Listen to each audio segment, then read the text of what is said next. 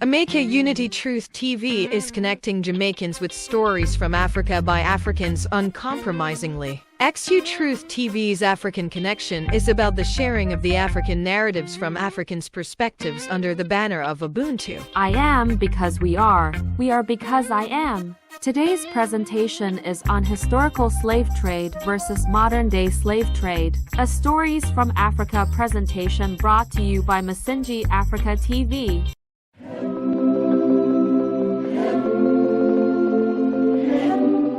The big question that most Africans really don't want to talk about and for which lots of debates have taken place is, were Afrikans involved in the transatlantic slave trade?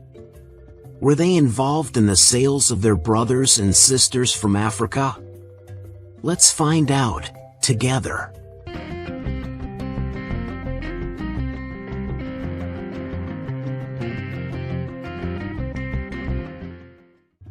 The answer is a yes.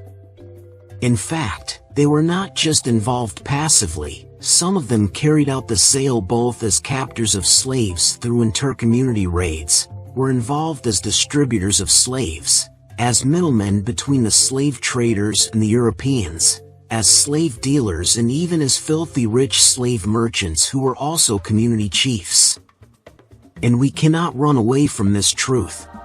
However, I must be clear that this was not the only way that Europeans used to get Africans who were captured and taken as slaves.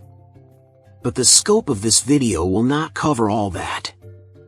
Also, I want to be very clear that slaves were not taken from Africa, but Africans who had families, brothers, and sisters and who lived in their African communities were captured and sold into slavery. Let's be very clear on that too. I am aware that this is a very sensitive topic to talk about, but nonetheless, we will talk about it, not just from the era of the days of the transatlantic slave trade, but how slavery is manifesting right now in our day, but cloaked in many fine names and theories. There is a lot of evidence to back up the fact that Africans sold Africans as slaves in the era of the slave trade, but I want to keep this video as short as possible and also intentionally tilted towards the modern-day slavery that is happening under our very modern noses, and a little bit away from the ancient slavery that took place. That way, we are not dwelling too much on the past, but doing what we need to correct the present and by that create a better future. Slavery in Africa did not begin with the coming of what you will call the white man or Europeans to Africa, neither did seaports along the coasts of Africa suddenly appear from nowhere because Europeans wanted to come and buy slaves. No. Seaports have always been in coastal African cities and kingdoms for centuries before Europeans came here. They were used for trade between ancient Africans and far lands of Spain, China, India, the Persian Empire, the Arabian Peninsula and even among other African cities and kingdoms. Africans traded in salt, gold, ivory, tobacco, exotic animals and many other commodities.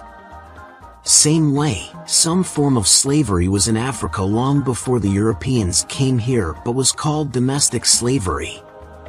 In this form of slavery, victims of intertribal wars, criminals, unwanted people of the communities etc. were sold as slaves to rich people in their communities as farm laborers. They were sold to the kings and rulers of the land and some were even exported, especially in coastal cities and kingdoms. So, slavery was always here in Africa and in all parts of the world. And that is a proven fact. However, domestic slavery in Africa took a different turn from what it was and became a massive devastating international monster when Europeans came into Africa. And this also is a fact. I want to share two examples that give clear evidence that Africans sold slaves in the era of the transatlantic slave trade. The story of Badagry slave town in Lagos, Nigeria. Badagry is an ancient town in Nigeria with an interesting past and a significant present. The small coastal town and lagoon port is one of the most important towns in the colonial history of Nigeria and Africa and is close to 593 years old. The town was originally established around 1425 AD by the indigenes of the land.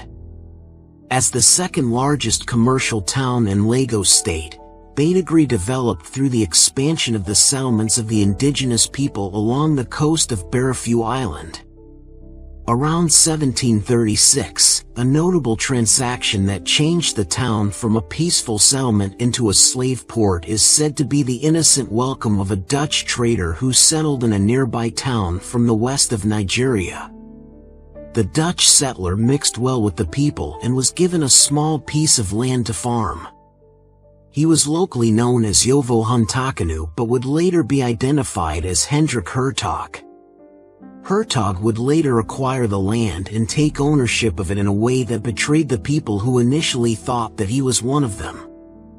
After acquiring the land, the Dutch trader transformed the town into a trade center which brought more Europeans into the land. The Portuguese and Brazilians had settled on the land after a while, and this opened the gates for the extensive slave trade in the area. The peak period of the slave trade in Badagry was between 1736 and 1789 and was dominated by Portuguese and Brazilian traders.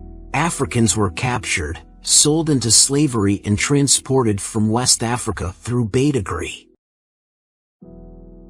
And by 1787, more than 550,000 African slaves were transported to Europe, South America, and the Caribbean.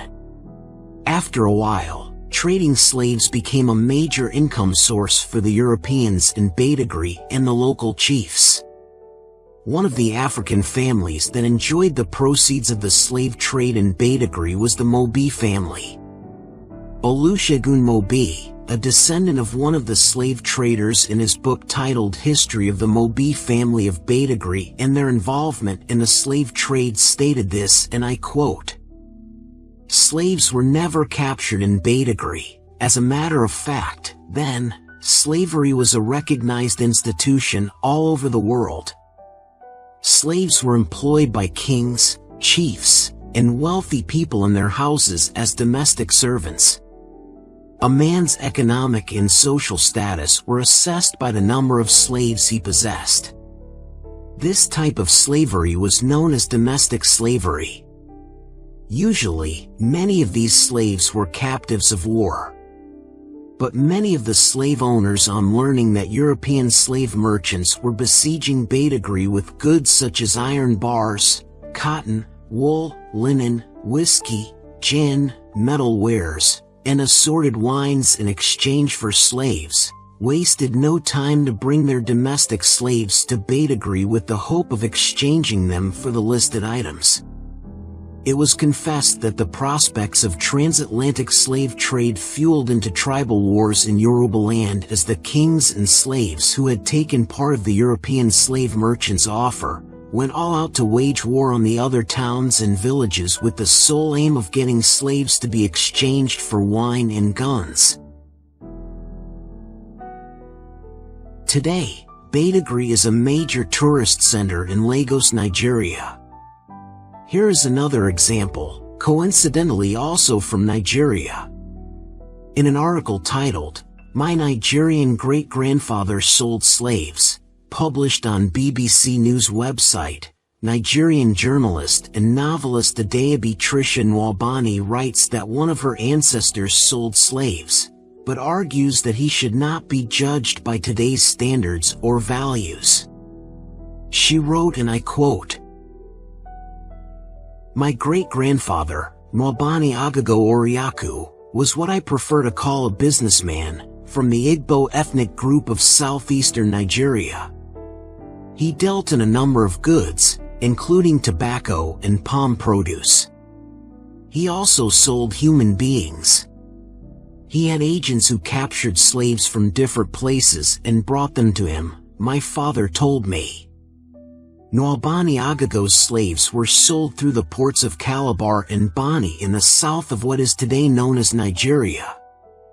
People from ethnic groups along the coast, such as the Efik and Ijaw, usually acted as stevedores for the white merchants and as middlemen for Igbo traders like my great-grandfather.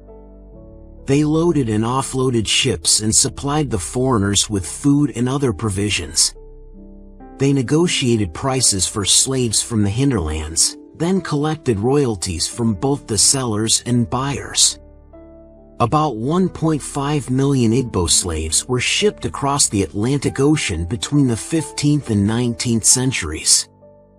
More than 1.5 million Africans were shipped to what was then called the New World, the Americas, through the Calabar port, in the Bight of Bonny, making it one of the largest points of exit during the transatlantic trade. Buying and selling of human beings among the Igbo had been going on long before the Europeans arrived. People became slaves as punishment for crime, payment for debts, or prisoners of war. Igbo slaves served as domestic servants and laborers. They were sometimes also sacrificed in religious ceremonies and buried alive with their masters to attend to them in the next world. The arrival of European merchants offering guns, mirrors, gin, and other exotic goods in exchange for humans massively increased demand, leading people to kidnap others and sell them. End of quote. Frankly speaking, for the sake of truth and justice, and if we want healing to take place in Africa, we must own up to the atrocities we as Africans also committed in the era of the slave trade. Let's face it, it was not possible for Europeans to come into the hinterland of Africa from the coast where their ships were docked, without the help of locals who either helped them out of the goodwill of their hearts towards strangers, or out of ignorance of the true intents of the Europeans, or for their own selfish and greedy reasons. Now, if you look around you, you will see that it's the same thing happening right now even in present-day Africa. Much has not changed. Africa's natural resources or even human resources cannot be exploited by America, Europe, or anyone else without the cohorts of African leaders, governments, government agencies, and private business owners who are seeking self-gain. They may call it trade or business, but we know they are mostly exploitative. Therefore, let me be very direct with you. I mean you that is selling drugs in your black neighborhood somewhere in the US or anywhere else in Africa. What do you think you are doing? When you sell drugs in your community on the streets of SA, Nairobi or Lagos or anywhere else in Africa, you destroy your own people's lives. You destroy their physical and mental health, break their spirituality, and render them slaves of their own addictions. Yes, everyone has a personal choice to make concerning drug use, and it's also true that demand always drives supply. But we must look into all these slave systems that we have created in our communities and begin to make changes before it's too late. What about you, Mr. Pastor and Mrs. Bishop?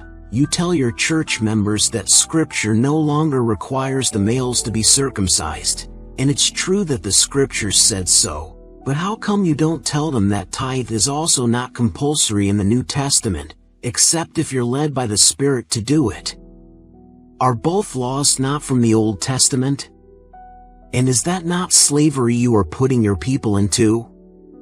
You tell them that if they leave your church, that grace will no longer work for them. The last time I checked, it is the grace of the Lord and not your personal property. To you, Mr. President of whatever country in Africa, how is it that whenever IMF and the World Bank cough and sneeze towards your country, you introduce a new tax regime that puts heavier tax chains around the necks of your people? You take loans to do useless things even in the midst of plenty of natural resources in your country. Or are you not aware that the debtor is always a slave of the creditor? To you, African business people or even local street traders, when you make up to 200% or more profit from the sale of your goods, making life difficult for your brothers and sisters because you made your commodities more expensive, what do you think that is? That is the chain of slavery around your people's neck, even if you call it business. We have to change that. And you foreign jobs agencies in Africa, you send our women and young girls to the UAE, Europe and other parts of the world to work. You seize their travel documents and then abandon them in the hands of vicious and wicked employers who turn them into sex slaves and punching bags. Is that not slavery you are subjecting your people to? Are you not a slave trader? What about you kidnappers and human traffickers? You do all you do for money and greed for the fine things of life. Are you not aware that you are a slave trader? And the list of our modern slavery in Africa is very long, and we need to start to take responsibility for all of our actions, deal with corruption in our countries, and make a better Africa for all of us. To be very frank with you, it's not the transatlantic slave trade of 500 years ago that worries me, but the modern-day slavery that we are subjecting our people to, and then we behave like we are not aware of it. For if in 2030 about 42% of young people globally will be African youths, and many of these youths are busy now doing comedy skits, dancing and wasting life on TikTok, is that not the slavery of a generation that we have already created by our inactions and inability to see that it's time we come together in unity and deal with the rottenness in our societies? We need to raise and train more young people who are nation builders in their thinking, business owners in their minds, innovators, and not just graduates seeking jobs where there are no jobs. The global system is closing in on everything African, so Africans in the continent, Africans in the diaspora, people of African descent and true friends of Africa need to come together to build what we want to see in Africa. No one is coming to help Africa, and until we all come together to make changes, we will keep talking and blaming others and nothing will change. Thank you for watching. Please like and share this video. Also, subscribe to this channel.